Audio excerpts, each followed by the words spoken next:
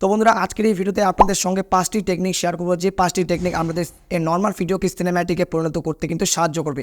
অবশ্যই এই 5টি টেকনিক না হলে কিন্তু আপনারা আপনাদের যে কোনো ভিডিওকেই আপনাকে সিনেম্যাটিকে পরিণত করতে পারবেন না। তো আই থিঙ্ক আপনারা ভিডিওটা সম্পূর্ণ দেখবেন, আপনারা ইন্টারেস্টেড।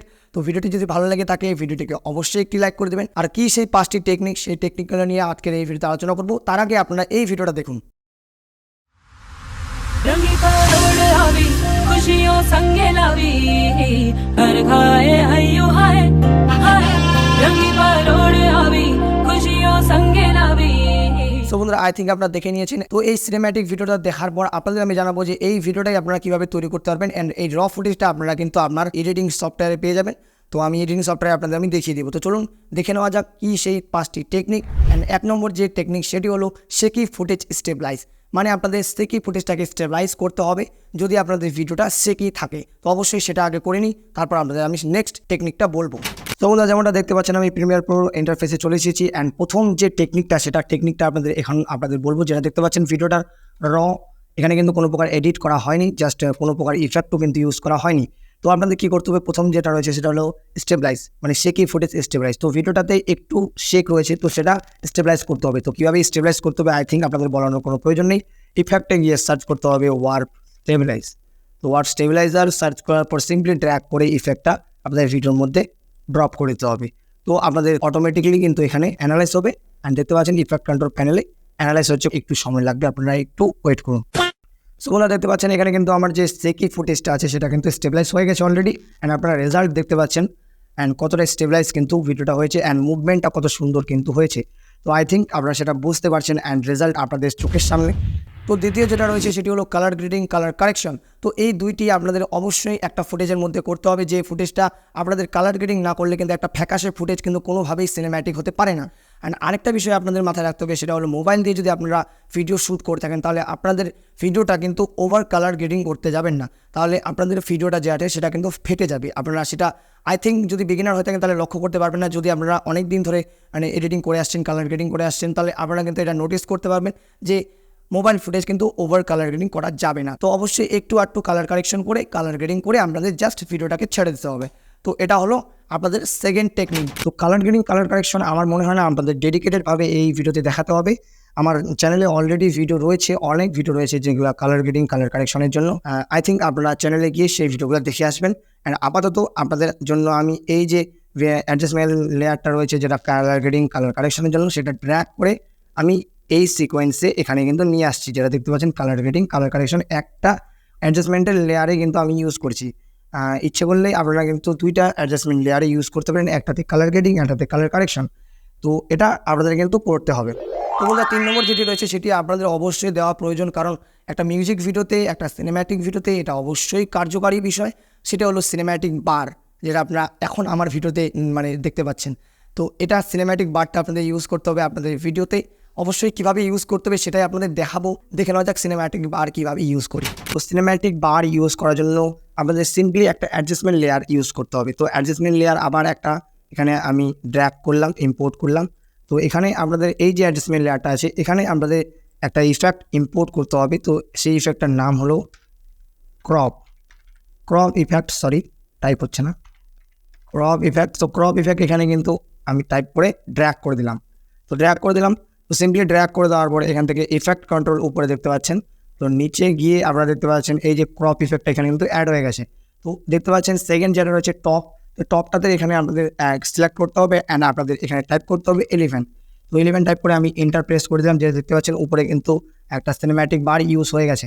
অ্যান্ড দ্বিতীয় যেটা রয়েছে সেটা হলো বটমে গিয়ে আপনাদের আবারও 11 প্রেস করে আপনাদের কিন্তু এন্টার করে দিতে হবে। তো এন্টার করে দেওয়ার পর এখান থেকে দেখতে পাচ্ছেন একটা সিনেম্যাটিক বার কিন্তু ইউজ হয়ে গেছে। অ্যান্ড এখানে দেখতে পাচ্ছেন যে সাবজেক্টটা আছে, সেই সাবজেক্টটা আছে দুর্গা মাতা।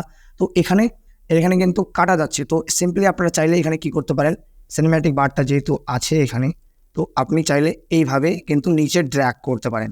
এই যে দেখতে পাচ্ছেন নিচে ড্র্যাগ করলে কিন্তু যেটা সাবজেক্টটা আছে সাবজেক্টটা কিন্তু পুরোপুরিভাবে কিন্তু এখানে ফোকাস হচ্ছে, যেটা দেখতে পাচ্ছেন।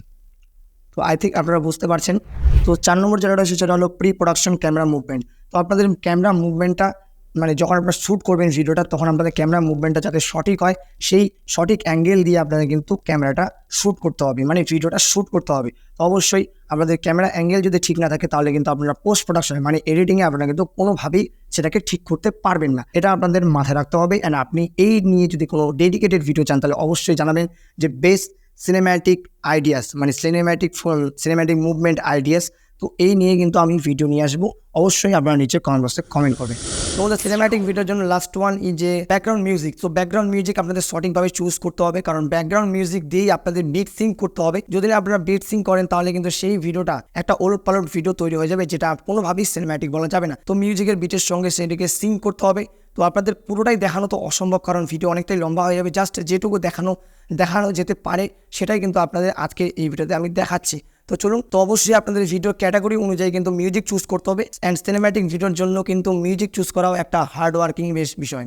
তো এটা আপনাদের অবশ্যই একটু দেখে শুনে আপনারা চুজ করবেন, কারণ আপনি যে মিউজিকটাকে দিবেন, সেই মিউজিকটা দিয়েই কিন্তু পুরো ভিডিওটা কিন্তু এডিট হবে। তো অবশ্যই মিউজিক যদি আপনাদের অন্য কোনো ক্লায়েন্টকে অথবা যে কোনো দর্শককে যদি পছন্দ না হয়, তাহলে কিন্তু আপনাদের ভিডিওটা তৈরি করাটা পুরোটাই কিন্তু বৃথা। তো অবশ্যই এটা আপনাদের লক্ষ্য রাখতে হবে। তো চলুন দেখে নেওয়া যাক কীভাবে ব্যাকগ্রাউন্ড মিউজিকের সঙ্গে আমি কিন্তু ভিডিওটাকে বিট সিঙ্ক করেছি। আপনারা যেটা বুঝতে পারছেন, যেহেতু একটা দুর্গাপূজার ফুটেজ, তো এখানে আমি ইউজ করবো একটা দুর্গাপূজার মতনই একটা বলতে পারেন নবরাত্রি সং। তো এর জন্য আমি অলরেডি বিট সিঙ্ক করে মানে মিউজিকের সাথে ইউজ করে সব কিছুই কিন্তু আমি আগের সিকোয়েন্সে এডিট করেছি, যেটা দেখতে পাচ্ছেন সব কিছুই কিন্তু রয়েছে এখানে। অ্যান্ড আরও এডিটিং বাকি আছে, আপনাদের যেটুকু দেখানোর প্রয়োজন আপনাদের আমি সেটুকুই দেখাচ্ছি। তো আপনারা দেখতে পাচ্ছেন এটা একটা মিউজিক, সম্পূর্ণ যদি আপনাদের মিউজিকটা যেটা দেখতে পাচ্ছেন সম্পূর্ণ একটা মিউজিক রয়েছে। তো এই মিউজিকটা দিয়ে কিন্তু আমি আমার ভিডিওটাকে এডিট করেছি, তো দেখতে পাচ্ছেন। অ্যান্ড ভিডিওটা শুরু করলে আপনারা কিন্তু আপনাদের বিটগুলা লক্ষ্য করে আপনারা কিন্তু মানে সঠিকভাবে মানে ফিল নিতে পারবেন। रंगी परोड़ आवी खुशियों संगे लावी हर खाए आयु हाय हाय रंगी परोड़ आवी।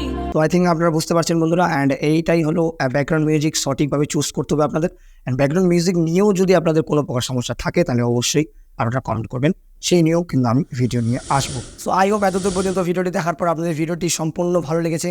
অ্যান্ড যদি কোথাও বসতে অসুবিধা, তাহলে নিচে কমেন্ট বক্সে অবশ্যই কমেন্ট করবেন। অ্যান্ড 5টি টেকনিক ছাড়াও যদি আরও কোনো টেকনিক থাকে, তাহলে অবশ্যই আপনারা জানাবেন কমেন্ট বক্সে। অ্যান্ড আমার ভিডিও অনুযায়ী কিন্তু আমি এই 5টি টেকনিকেই মানে আমার হিসেবে ধরা পড়েছে। অ্যান্ড আপনাদের ফুটেজ অনুযায়ী যদি আরও টেকনিক ইউজ করতে হয়, তাহলে অবশ্যই আমার ইনস্টাগ্রামে আপনাদের ভিডিওটাকে সেন্ড করবেন, তাহলে আপনাদের আমি জানিয়ে দিব যে কোন কোন টেকনিক ইউজ করতে হবে আপনাদের ভিডিওর জন্য। তো অবশ্যই আপনারা ইনস্টাগ্রামে ফলো করতে পারবেন IamTushar0.09।